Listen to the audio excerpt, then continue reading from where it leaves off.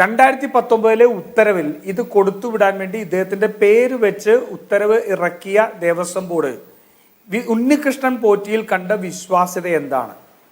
അദ്ദേഹത്തിന് ഇതിന് മുൻപരിചയം ഉണ്ടായിരുന്നോ? അദ്ദേഹം നമ്മൾ അറിയുന്നിടത്തോളം ആദായ നികുതി പോലും കൃത്യമായിട്ട് അടയ്ക്കുന്ന ഒരാളല്ലായിരുന്നു. അങ്ങനെ ഒരാൾക്ക് ഇത് കൊടുത്തുവിടാൻ വേണ്ടി ഉണ്ണികൃഷ്ണൻ പോറ്റി എന്ന് ഉത്തരവിൽ അടിച്ചിറക്കിയതിന്റെ വിശ്വാസ്യത എന്താണ്? ആ ഉത്തരവാണല്ലോ ഉണ്ണികൃഷ്ണൻ പോറ്റി ഇപ്പോഴും പറയുന്നത്. താൻ കട്ടിട്ടില്ല എന്ന് പറയുന്നതിന് ആ ഉത്തരവിലെ രണ്ടാമത്തെ ഏറ്റവും പ്രധാനപ്പെട്ട വിഷയം അത് ചെമ്പ് പാളി എന്ന് രേഖപ്പെടുത്തി എന്നുള്ളതാണ്. ഗൂഢാലോചനയുടെ തുടക്കം എവിടെയാന്ന് നോക്കുകയാണ്. ഇന്നും ഉണ്ണികൃഷ്ണൻ പോറ്റി പറയുന്നത് എന്താ? ഞാൻ കൊണ്ടുപോയത് ചെമ്പാണ്.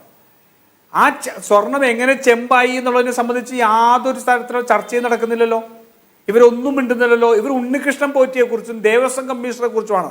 ഉണ്ണികൃഷ്ണൻ പോറ്റിയും ദേവസ്വം കമ്മീഷണറും മാത്രമാണ് ഉത്തരവാദിയെങ്കിൽ ഉണ്ണികൃഷ്ണൻ പോറ്റി പാതിരാത്രി CCTV എല്ലാം ഓഫ് ചെയ്ത് ലൈറ്റ് എല്ലാം അടിച്ച് എല്ലാവരും പൊയ്ക്കൊണ്ട് ഇളക്കിക്കൊണ്ടുപോയതല്ലോ ഈ പാളികളൊന്നും, ഈ ദ്വാരശില്പമൊന്നും, പാലകശില്പമൊന്നും. ഇതെല്ലാം ദേവസ്വം ബോർഡ് ഇദ്ദേഹത്തിന്റെ പേര് വെച്ച് അടിച്ചിറക്കിയ ഉത്തരവിന്റെ അടിസ്ഥാനത്തിൽ കൊണ്ടുപോയിരിക്കുകയാണ്.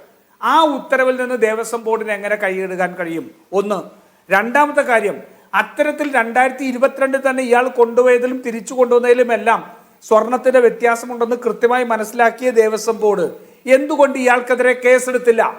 ഇയാൾക്കെതിരെ കേസെടുത്തില്ലെന്ന് മാത്രമല്ല 2025 ഇയാളെ തന്നെ വീണ്ടും വിളിച്ചു വരുത്തി ബാക്കിയുള്ളതും കൂടി കൊടുത്തു വിട്ടു. ഇല്ലേ?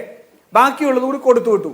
അപ്പൊ ഇത്തരത്തിൽ ഉണ്ണികൃഷ്ണൻ പോറ്റി എന്ന് പറയുന്നത് വെറുതെ എവിടെന്നെങ്കിലും ജനിച്ചു വന്ന ഉണ്ടായ അവതാരമല്ല. മറിച്ച് ശബരിമലയെ കൊള്ളയടിക്കാൻ വേണ്ടി CPM ഉപയോഗിച്ചിരിക്കുന്ന ആയുധമാണ് ഉണ്ണികൃഷ്ണൻ പോറ്റി. യാതൊരു തർക്കവും വേണ്ട.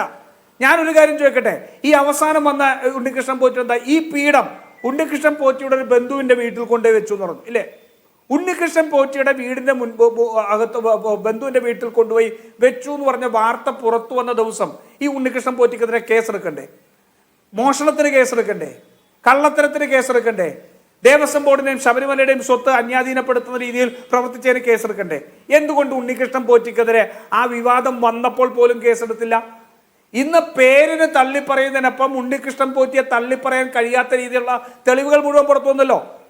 അയ്യപ്പന്റെ സ്വത്ത്, സ്വർണം പുറത്ത് നമ്മൾ ഏത് നല്ല കാര്യത്തിനായിക്കട്ടെ, ഒരു സ്ത്രീക്ക് ഒരു ആൾക്ക് വീടുണ്ടാക്കി കൊടുക്കുകയോ കല്യാണം നടത്തി കൊടുക്കുന്നതിനൊന്നും നമ്മളെതിരല്ല.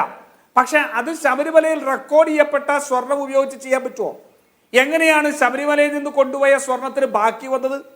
ആ ബാക്കി വന്നതിൽ നിന്ന് ഒരാൾക്ക് വീടുണ്ടാക്കി കൊടുക്കാൻ, അല്ലെ വീടല്ലേ, വീടാണോ കല്യാണമാണോ, അത് ചെയ്തു കൊടുക്കാൻ സ്വർണം കൊടുക്കട്ടെ എന്ന് ചോദിച്ച് ദേവസ്വം പ്രസിഡന്റ് എങ്ങനെ മെയിൽ വന്നു? ദേവസ്വം പ്രസിഡന്റ് ഇത്തരത്തിൽ ആ ഒരു മെയിൽ വന്നാൽ അതിൽ അസ്വാഭാവികത തോന്നാൻ നിന്നുകൊണ്ട് അദ്ദേഹം പറയാണ് ഞാൻ ശ്രദ്ധിച്ചില്ല. അയ്യപ്പന്റെ സ്വർണം കൊണ്ടുപോയിട്ട് അതിൽ നിന്ന് മറ്റൊരു ആവശ്യത്തിന് ഉപയോഗിക്കട്ടെ എന്ന് വെച്ച് ഇമെയിൽ അയക്കുകയാണ്. അത് കണ്ടിട്ട് ഞാൻ ശ്രദ്ധിച്ചില്ല എന്ന് പറഞ്ഞാൽ അരിയാഹാരം കഴിക്കുന്ന ആർക്കെങ്കിലും മനസ്സിലാവുന്ന കാര്യം.